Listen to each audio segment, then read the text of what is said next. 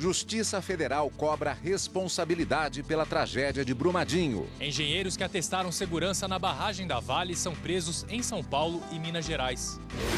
Eleições suplementares. Justiça Eleitoral faz cerimônia de lacração das urnas. As urnas só são iniciadas após a conferência das assinaturas digitais, o que garante que não houve mudança nos códigos. Insegurança e violência nas rodovias brasileiras. Tem lugares que é perigoso de andar aí, o policiamento mesmo não faz nada. E na reportagem especial sobre como funciona a justiça, o foro por prerrogativa de função. Garantir aos respectivos poderes a sua independência e que o seu julgamento seja feito por uma autoridade judicial, pelo Poder Judicial, de forma justa e equânime.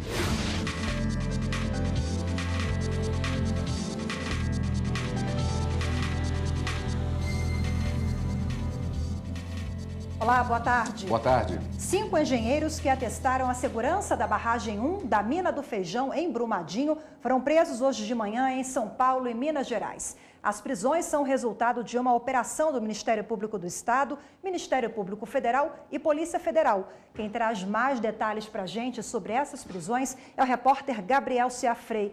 Oi, Gabriel, boa tarde para você. O que os investigadores querem saber? Oi, Rafaela, boa tarde para você, boa tarde a todos. Os investigadores querem saber se os documentos que atestavam a segurança da barragem foram obtidos por meio de fraude. Por isso, 3 engenheiros da Vale e 2 de uma empresa contratada pela mineradora foram presos de forma temporária. O prazo das prisões é de 30 dias. O pedido foi feito pelo Ministério Público Estadual e aceito pela comarca de Brumadinho. O Ministério Público Federal também fez outro pedido à Justiça, que acabou aceitando e expedindo 5 mandados de busca e apreensão. Eles foram cumpridos na sede da Vale, em Nova Lima, região metropolitana de Belo Horizonte e também em São Paulo.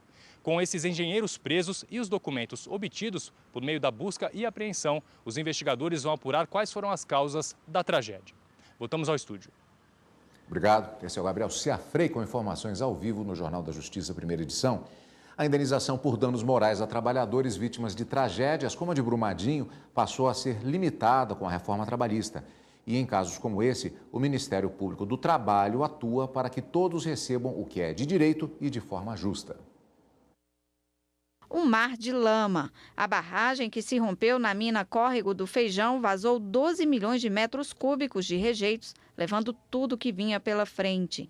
Até o momento, 65 mortos confirmados, desses 31 foram identificados. 279 pessoas estão desaparecidas e 192 foram resgatadas.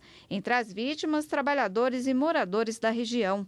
Segundo a Vale, a mina tinha 613 funcionários diretos e 28 terceirizados, que se revezavam em 3 turnos. A empresa estima que no momento em que a barragem se rompeu, 300 empregados estavam trabalhando. A reforma trabalhista que entrou em vigor em 2017 alterou a CLT, limitou a indenização por dano moral a trabalhadores vítimas de tragédias como o que aconteceu em Brumadinho. Por isso, trabalhadores e familiares devem receber menos que outras pessoas atingidas pelo rompimento da barragem. A partir do momento em que ele define critérios que o juiz deve observar para a concessão desse dano extrapatrimonial, ele define também que a atribuição do valor vai depender do tipo de lesão, se ela é uma lesão de natureza leve, natureza grave, gravíssima, ou também depender do salário que o trabalhador recebe. Então, vai depender, ela vai ser limitada a tantas vezes o último salário que o trabalhador recebeu. A Justiça do Trabalho determinou o bloqueio de 800 milhões de reais da Vale para futuro pagamento de indenização aos trabalhadores e determinou ainda a continuação do pagamento dos salários às famílias para não ficar desamparadas. Começou hoje a cerimônia de lacração e assinatura digital dos sistemas eleitorais que vão ser utilizados nas eleições suplementares deste ano. Rafaela, o evento é realizado na sede do Tribunal Superior Eleitoral aqui em Brasília e vai até quinta-feira. Os programas que vão ser utilizados no sistema eletrônico de votação são codificados na presença de partidos políticos, Ordem dos Advogados do Brasil, Ministério Público e demais entidades públicas e privadas. Depois, Os representantes são convidados a assinar digitalmente os resumos digitais destes programas, junto com a presidente do Tribunal Superior Eleitoral, ministra Rosa Weber. Após as assinaturas, acontece a lacração dos sistemas. No dia da votação, as urnas só são iniciadas após a conferência das assinaturas digitais, o que garante que não houve mudança nos códigos. Operação da Polícia Federal investiga suposto esquema de pagamento de propina de 16 milhões e 500 mil reais a diretores e ex-diretores do Banco de Brasília em troca de investimentos em projetos como o extinto Trump Hotel no Rio de Janeiro. Sobre este assunto, nós vamos voltar agora ao vivo ao telão e conversar com a repórter Adriana Cardoso. Olá, Adriana, boa tarde para você. Boa tarde, Rafa. Boa tarde, Cadu. Pois é, essa operação batizada de Circos Máximos foi deflagrada esta manhã. Os mandados de prisão e busca e apreensão expedidos pela 10ª Vara da Justiça Federal de Brasília foram cumpridos no Rio de Janeiro, em São Paulo, no Espírito Santo e aqui em Brasília. Entre os investigados estão o presidente licenciado do BRB, Vasco Cunha Gonçalves, que também foi recém-nomeado para presidir o Banco do Estado do Espírito Santo, o Banestes. Também o neto do ex-presidente João Figueiredo, Paulo Renato de Oliveira Figueiredo Filho, além dos diretores financeiros de relações com investidores, Nilban de Melo Júnior e de serviços e produtos, Marco Aurélio Monteiro de Castro. Também estão sendo investigados a Adriana e Diogo Coco, que são parentes do ator Francisco Coco. A operação se baseia em delações premiadas de executivos da Odebrecht, do corretor Lúcio Bolanha Funaro e do empresário Ricardo Siqueira Rodrigues. De acordo com a polícia, essa organização criminosa estava instalada no BRB desde 2014. Os empresários e agentes financeiros são suspeitos de cometer crimes contra o sistema financeiro, corrupção, lavagem de dinheiro e gestão temerária. Rafa, Cadu? Obrigado, Adriana. Adriana Cardoso ao vivo no Jornal da Justiça, primeira edição. E no JJ1 você vê daqui a pouquinho. Pesquisa mostra que além da rotina estafante, caminhoneiros enfrentam insegurança nas rodovias. Fiquei 24 horas amarrado no mato, perdi dinheiro e a carga foi devolvida. Coisas da estrada, né?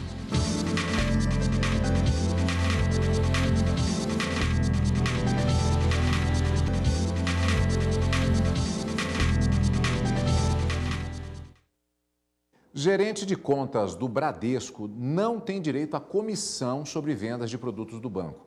O entendimento da 4ª turma do Tribunal Superior do Trabalho é de que as vendas são compatíveis com o cargo. O gerente de contas do Banco Bradesco havia ganhado no Tribunal Regional do Trabalho em Minas Gerais o direito de receber as comissões referentes à venda de seguros, planos de previdência e títulos de capitalização. Para o regional, a venda dos produtos fazia parte das metas a serem alcançadas pelo profissional. E o fato de não haver ajuste expresso ou tácito, ou de o empregado não ter sido contratado como vendedor, não lhe retirava o direito ao recebimento das comissões. O Bradesco recorreu ao Tribunal Superior do Trabalho, que reverteu a decisão. Para os ministros da 4ª turma, as vendas de produtos do banco são compatíveis com o cargo de gerente e não justificam o pagamento de comissões quando não houver acordo nesse sentido. O relator do caso, ministro Ives Gandra Martins Filho, citou o parágrafo único do artigo 456 da Consolidação das Leis do Trabalho. De acordo com a CLT, na ausência de prova ou cláusula expressa sobre tal respeito, entende-se que o empregado se obriga a cumprir todo e qualquer serviço compatível com a sua condição pessoal. Para o ministro, o dispositivo autoriza o empregador a exigir do trabalhador qualquer atividade lícita que não for incompatível com a natureza das atividades que devem ser prestadas, de modo a adequar a rotina de trabalho às necessidades do empreendimento. A decisão foi unânime. Em Tambaú, interior de São Paulo, a Justiça condenou a 3 anos de prisão em regime fechado um homem que atropelou e matou um ciclista que era policial militar. De acordo com o processo, o motorista usa prótese em uma das pernas e precisaria de habilitação especial para dirigir, mas ele não tinha o documento. Além disso, havia ingerido bebida alcoólica. O réu pode recorrer da decisão em liberdade. E o Superior Tribunal de Justiça aguarda informações sobre o estado de saúde do médium João de Deus, antes de julgar o pedido de habeas corpus dele. O presidente do STJ, ministro João Otávio de Noronha, pediu ao juiz de primeiro grau responsável pela prisão de João de Deus um laudo para saber do atual estado de saúde do médium, que está preso desde o dia 16 de dezembro. A defesa quer a substituição da prisão preventiva pela domiciliar e alegou no pedido o agravamento do estado de saúde de João de Deus. Mas, de acordo com o presidente do STJ, não foi incluído no processo nada que efetivamente comprove as condições físicas, limitações e necessidades do médium para justificar a prisão domiciliar. O presidente do STJ pediu então que seja apresentado um laudo médico para saber se o estado de saúde do médium é grave, se ele pode receber assistência médica adequada na prisão, se ele toma alguma medicação de uso constante e ainda se João de Deus necessita de internação hospitalar e, se for o caso, se há a possibilidade da rede pública o receber. Na decisão, Noronha também solicitou à defesa de João de Deus documentos no mesmo sentido. Só após a apresentação desses relatórios é que o habeas corpus será julgado. Um caminhoneiro no Brasil chega a rodar por mês cerca de 9.000 quilômetros de estradas. E a dura em média, essa jornada longa, 11 horas por dia, que é uma rotina para lá de desgastante, né, Cadu? Exato. E além de tudo, Rafaela, os caminhoneiros estão sujeitos à insegurança e à violência nas rodovias do país. Os dados fazem parte de uma pesquisa feita pela Confederação Nacional dos Transportes. Luciano tem orgulho de ser caminhoneiro. São 22 anos de estrada e desafios diários. Ao longo da carreira, ele já foi assaltado e tem medo de que aconteça de novo. Uma vez no Rio Grande do Sul, fiquei uns 24 horas amarrado no mato, mas não faltou nada no caso, só eu mesmo perdi dinheiro e a carga foi devolvida. Coisas da estrada, né? Uma realidade compartilhada com os companheiros de estrada. Uma pesquisa feita em 2018 pela Confederação Nacional dos Transportes revelou que cerca de 50% dos 1.066 profissionais entrevistados em todo o país recusam viagens por conta do risco de assalto. Por isso, a principal reivindicação da categoria é por mais segurança. Tem lugares que é perigoso de andar aí, o policiamento mesmo não faz nada. Já o custo do combustível aparece como o segundo maior entrave dos motoristas. É que o preço do óleo diesel define o valor do frete e o lucro do trabalhador. E foi exatamente por isso que, no ano passado, os caminhoneiros fizeram uma greve geral, que bloqueou as rodovias por 10 dias e provocou uma crise de abastecimento em vários setores, como combustíveis, alimentos. Um transtorno que, na prática, gerou muito pouco resultado para a categoria. 65,3% dos caminhoneiros entrevistados aderiram à paralisação e garantiram que não ficaram satisfeitos. Não é para menos. A rotina é estafante. Eles chegam a rodar quase 9.000 quilômetros por mês, 11 horas por dia, 5 dias por semana. A Confederação Nacional dos Transportes considera que políticas públicas para o setor precisam ser intensificadas. Tudo que chega às prateleiras do supermercado, da farmácia, o abastecimento de hospitais, a própria movimentação de grãos no país, tudo isso passa por caminhão. Quando esses caminhoneiros percebem que os problemas que eles passam diariamente, que eles têm que conviver, esses problemas não entram na pauta de prioridades do país, eles de fato se sentem muito desanimados com a perspectiva de longo prazo.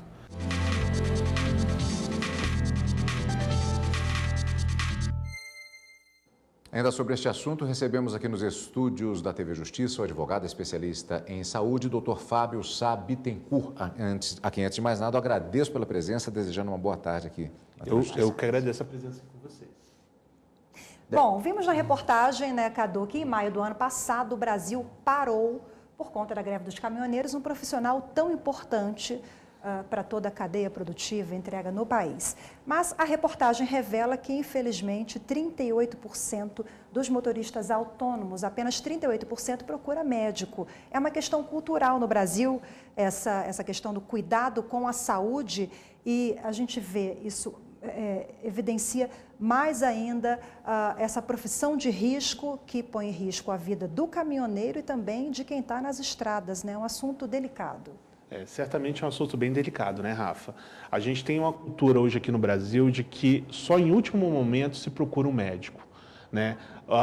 Por conta da necessidade, o trabalhador profissional, né, que exerce sua atividade na parte de logística e transporte de mercadorias, ele tem que cumprir uma jornada extenuante, são dias na estrada, né? Então acaba que a saúde fica em segundo plano. Doutor, aí nós temos duas dimensões. Uma da questão da responsabilidade das empresas em relação à questão da jornada de trabalho e da responsabilidade do próprio profissional. Essa questão da cultura de resistir, de trabalhar até o último instante, e aí vem tomar o rebite. De quem é a responsabilidade, primeiramente, em relação aos danos que acontecem em relação a terceiros, em caso de acidente, e em relação ao próprio profissional que toma aquele rebite e terá consequências depois? É da empresa? Como é que fica dividido isso? Cadu, a gente tem que lembrar que a gente teve uma alteração na nossa CLT por conta da lei. Existe uma lei, a 13.103 de 2015, é chamada Lei do Caminhoneiro. Ela traz novas definições do trabalhador profissional, né, de transportes. Em especial, a gente tem que lembrar que o caminhoneiro ele tem a obrigação de zelar pela carga, zelar pelo maquinário, ou seja, o caminhão, né, e conduzir da melhor forma possível. Já vem do nosso Código Civil, né, agir com prudência, né, toda aquela questão. Então, hoje, o caminhoneiro, ao usar o rebite, né, ou seja, um estimulante, ele está colocando em risco, né? Caso ele venha a perder sua habilitação, isso é motivo para justa causa. A reforma trabalhista trouxe essa nova forma também. Então, o profissional que perder a sua qualificação para trabalho em razão de culpa, poderá ser demitido por justa causa. Então, assim, o dano que ele causa, obviamente, a empresa deverá arcar, mas ela está garantido o direito de regresso contra esse empregado que cometeu a falta. Vamos falar agora sobre obrigatoriedade do exame toxicológico. Temos novidade em relação a essa questão? Temos sim. Recentemente houve uma alteração, né, por conta dessa lei 13.103, e ela tornou ao empregado profissional de transporte, né, que a cada 2 anos ele faça o exame toxicológico de larga escala, ou seja, pelo menos 90 dias de espectro. Então, o que acontece? Nos últimos 90 dias, caso ele tenha feito uso de produtos entorpecentes, drogas ilegais ou até mesmo legais, vai aparecer no exame. Hoje, o profissional autônomo é que está um pouco afastado dessa obrigação, porque ele vai ter apenas durante o momento de renovação da habilitação dele a obrigatoriedade de apresentar esse exame, né? É um exame que pega pelo menos até 1 ano, né, de uso de qualquer tipo de substância entorpecente. Então, hoje, para o trabalhador autônomo, a gente tem essa questão de que, ao renovar sua habilitação profissional... A cada 2 anos? Não, a cada 5 anos. 5 anos. É um período muito longo, É um período, né, muito longo. Ainda estamos... E é um exame caro, não é um exame barato. Então, hoje, o empregado de uma firma de transporte, a firma arca com esse custo, né, de renovação do seu exame e aplicação a cada 2 anos. Mas o autônomo já não está dentro desse espectro. Entendi. Doutor, como é que fica a situação? Normalmente, nessas situações, a grande referência é justamente a questão das jornadas de trabalho, a questão do rebite, mas como é que fica a situação em relação ao Estado, por exemplo, em relação à conservação das estradas? Isso pode ser um elemento alegado em um determinado acidente, por exemplo? Não, com certeza. Durante um acidente vai ter que ser averiguado o que causou aquele acidente. Se foi uma sonolência do motorista ou se foi as condições da estrada, né? As condições da estrada estando ok e verificando que a culpa do acidente veio do motorista por conta da sua excessiva jornada, ele será responsabilizado. É um problema, Rafaela e doutor, que acaba extrapolando a mera questão trabalhista na medida que o Brasil tem uma opção econômica de muitos anos pela utilização das estradas para distribuição de bens e valores. E isso acaba tendo um efeito muito maior do que a mera questão trabalhista relacionada a essa categoria profissional. Vamos continuar acompanhando. Daí a necessidade de campanhas de conscientização nessa categoria, né? Doutor Fábio, muito obrigada pela participação, pela entrevista aqui no Jornal da Justiça. Obrigado, doutor. Que isso, eu que agradeço essa oportunidade. E no próximo bloco, foro por prerrogativa de função é o tema da reportagem especial de hoje sobre como funciona a justiça. Os ministros do Supremo decidiram que senadores e deputados federais só podem ser julgados no STF por crimes cometidos no exercício do mandato ou que tenham relação com ele.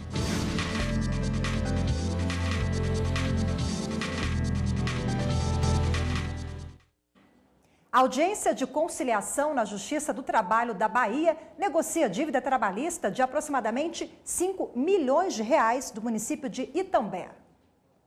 Uma audiência realizada no Juízo de Conciliação de Segunda Instância do TRT da Bahia solucionou a dívida trabalhista do município de Itambé, no interior da Bahia. Os processos envolvem, em sua maioria, trabalhadores da Secretaria de Educação do município, mas também da administração e da saúde. Juntos, eles representam quase R$ 5 milhões, que correspondem a 168 precatórios vencidos e 109 no prazo de pagamento.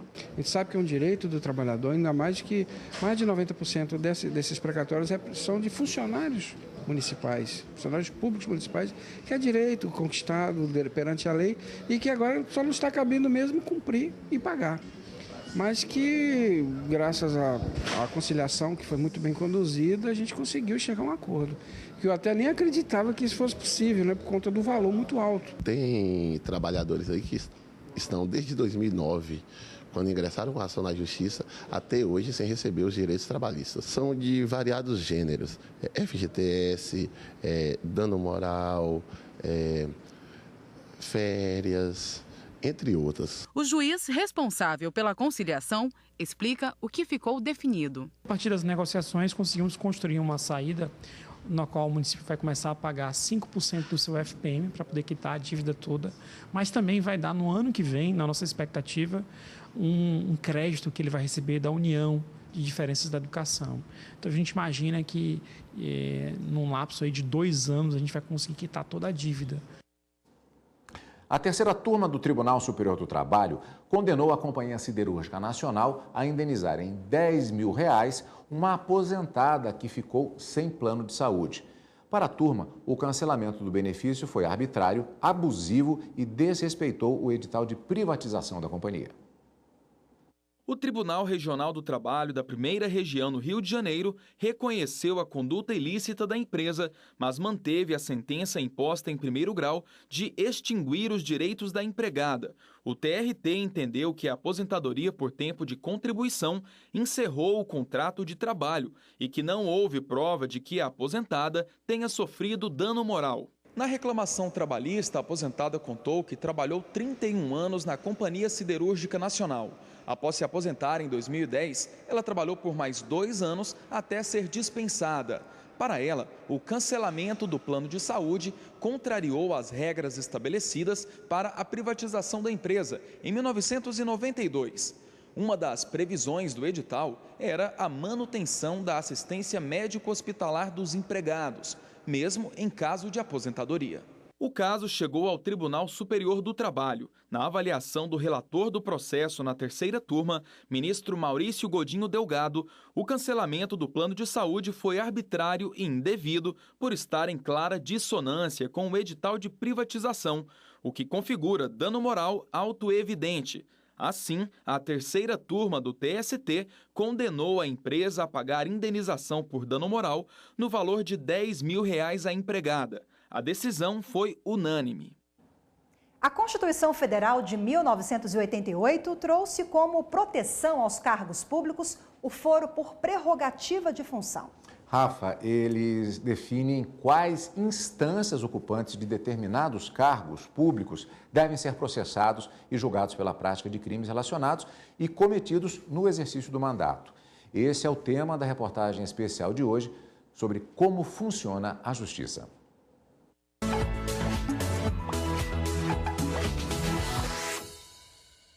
No Brasil, são 58 mil autoridades com foro por prerrogativa de função. Elas ocupam 40 cargos públicos. Por isso, são processadas e julgadas em instâncias específicas, que podem ir do Tribunal de Justiça ao Supremo Tribunal Federal. Então, o foro por prerrogativa de função nada mais é do que isso, né? A garantir aos respectivos poderes a sua independência e que o seu julgamento seja feito por uma autoridade judicial, pelo Poder Judicial, de forma justa e equânime. A definição do juiz natural, ou seja, aquele competente para analisar estes processos, foi feita pela primeira vez na Constituição de 1824 e foi ampliada de forma gradual ao longo do tempo, até que em 1988 ficou definido que compete aos tribunais de justiça, tribunais regionais federais e tribunais eleitorais processar e julgar, por exemplo, prefeitos, juízes e deputados estaduais. Ao Superior Tribunal de Justiça, cabe analisar processos contra governadores e integrantes de tribunais regionais federais e eleitorais. Os demais cargos, como presidente, vice-presidente da República, membros de tribunais superiores, deputados federais e senadores, são processados e julgados pelo Supremo Tribunal Federal. Segundo este professor de Direito, comparado a outros países, o número de cargos com foro por prerrogativa de função no Brasil é alto. Há países em que não existe o chamado foro privilegiado. Países de primeiro mundo, democracias consolidadas. Por outro lado, há outros países, da Europa, por exemplo, em que o número de contemplados é muito diminuto. Portugal, apenas 3 autoridades, por exemplo. O presidente da República, o primeiro-ministro e o presidente da Assembleia da República. No ano passado, no julgamento de uma ação penal, os ministros do Supremo decidiram que senadores e deputados federais só podem ser julgados no STF por crimes cometidos no exercício do mandato ou que tenham relação com ele. Aqueles crimes considerados comuns ou cometidos antes da diplomação devem tramitar em instâncias inferiores. Essa modificação veio por interpretação do Supremo, não foi por alteração da Constituição, no sentido de dar mais celeridade e mais credibilidade ao chamado foro privilegiado. A melhor maneira de realmente haver um consenso sobre essa questão seria o Congresso aprovar uma emenda ao texto constitucional consagrando esse entendimento expresso pelo STF.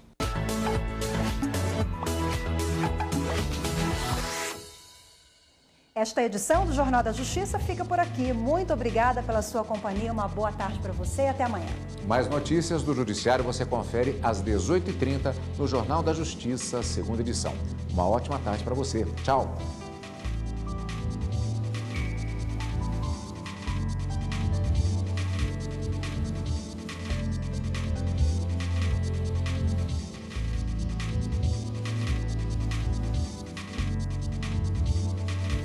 Thank you.